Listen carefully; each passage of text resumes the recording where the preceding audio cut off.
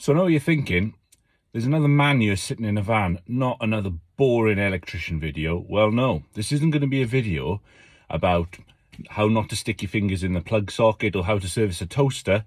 This is real men doing real men's work. Today, I'm going to take you on a journey of a day in the life of a fire and security engineer. This is Dan, and I work for Hansard Fire and Security, and you're going to come with me today. We're going to meet up with my boss, and we're going to show you what we do during the day. But it is Friday, so first stop today, we're going to go to Greg's. Right, so here we are, guys, Greg's. So obviously I can't film in here because it's not really fair on the staff, so I'm going to get my bacon sandwich and I'm going to come back to you. Right, bacon roll acquired, which means we have energy to start the day and do our very hard laborious work. So we're going to head to site now. We're going to go to a school today, and we're going to be doing two schools.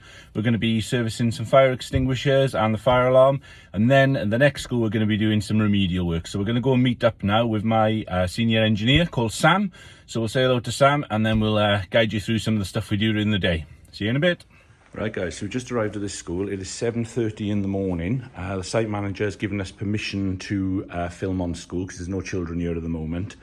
Right, so what this site manager's done here is really useful. This wouldn't normally happen. He's actually gathered all the extinguishers for me, and he's put them all in one place on this table. Now, normally that might cause an issue because I need to know where they are to make asset lists, but these ones have actually got the location written on every single extinguisher, so I can actually write the asset list from that.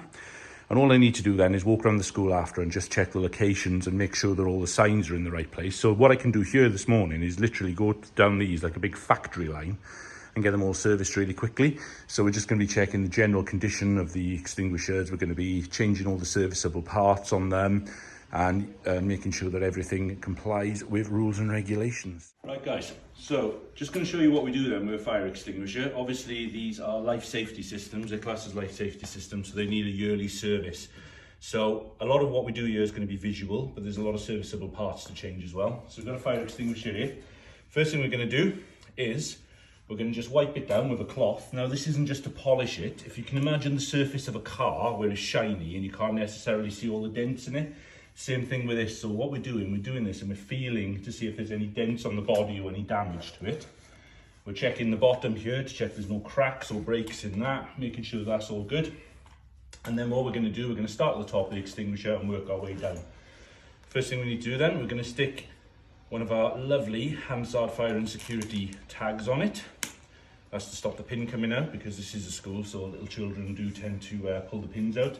And then we're going to move down to here where we need to check that the extinguisher will repressurize itself as it should do. So what we're going to do, we're just going to put some air into the tube here. You won't see it on camera, but you'll see the little needle move in to the side. And when we release it, the needle goes back. So we know that the extinguisher is more than capable of repressurizing itself, so we know the pressure's good. Then we stick a little safety sticker on the outside of that, showing the year, to make sure no one can tamper with it. Next thing along, we're going to go to the hose here. Now, someone's been a bit naughty here and tightened this with a spanner. These ones are supposed to be hand tight, so we're just going to loosen that off. And you'll see on this, we've got some O-rings in here, and we've got an O-ring on the bottom there. So what we're going to do, we're just going to use this little tool. We're going to change these O-rings because these tend to get crushed and they tend to perish over time. And this forms the seal of the fire extinguisher to prevent leaks and pressure losses. So I'm going to pop the O-rings back over here.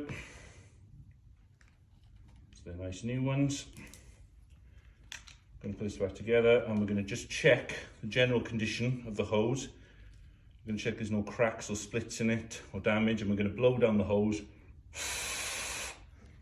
and feel if the air comes out of the bottom, so we can see then there's no blockages.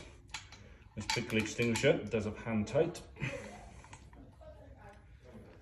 So that's done. So those are the serviceable parts of the extinguisher, and the next thing we're going to do, we're going to weigh it. The reason we do that is because we need to know that this extinguisher hasn't been tampered with at all, and we know that it should be the right weight according to what it says on the extinguisher. So we can see that's about 9.8, which is what I'd expect this extinguisher to be. And then we go to our service label. On here, we check the date. It's a 2022 extinguisher. These particular ones are 5 years. So we can see it says on there 2027, so we're good on date. And we're going to write that it's been serviced in July. We're going to write this okay. We're going to write when it's next due to be serviced, and we're going to write the weight, and then you've got a service record there, and then we put it back in the correct place, check all the signs are correct and everything, and that is one extinguisher serviced. Right, we're just at our second site now. I can see that my tool bag has been taken apart and all the tools raided, so that must mean Sam is in here somewhere. Here he is. This is Sam, our senior engineer, and at the moment, say hello Sam. How's it going? All the boys and girls at home. So this is Sam, and what he's doing at the moment, this school here has asked us that we can put in some property protection here. So along this kitchen here, we can see that all we've got is just manual coal points in here.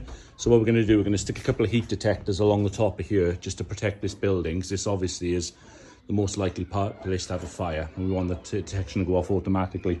So what Sam's doing here, he's taking this coal point apart here,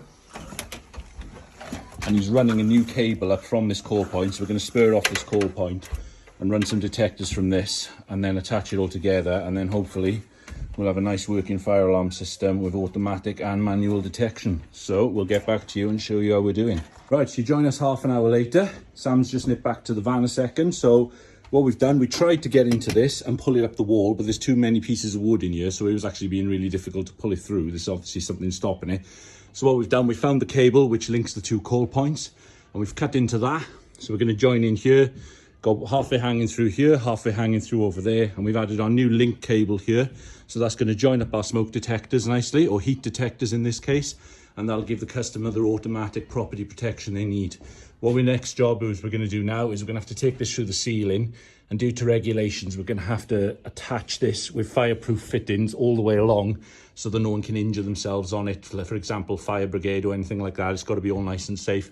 So that's our next job now. So we'll do that, and then we're going to start connecting it all up. Guys, here we go then. Cable is secured, and we've put the new detectors on. So there we are, detectors all in, all nicely, all secured. So they've now got some protection for their property, so that's good. And then fire panel. See, it's all fault free.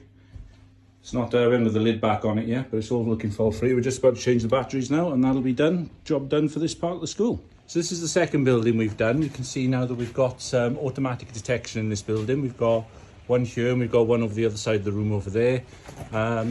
Also, we've got one in the kitchen here. So you can see we've put that in there, and we've had to take it all through the ceiling here, but there's been literally no room in the ceiling. There's like about an inch in between the ceiling and the top of it there. So that's that there. And then down the bottom of the room here, we've also got another detector there, which we marked up the end of line. So that is these two buildings now, all safe with automatic detection. So if there's a fire in the building when no one's here, then they'll know about it without someone having to manually break the glass. So good day's work done, and that's all nice and safe. So there you go, guys. You've seen a little bit of a snippet about what we do at Hansard Fire and Security. All good stuff. We've got a couple of other jobs to do today, but I don't think I'm going to have any time to do any more filming today. But yeah, at Hansard Fire, we do all sorts of different stuff. We do CCTV, we do intruder alarms, we do fire alarms, we do fire extinguishers, access control, gate automation, you name it, we do it. You know, we are taking on engineers at the moment, so if you're interested, give us a call, look us up on Facebook and online. And yeah, and if you need any of our services, then don't hesitate to call.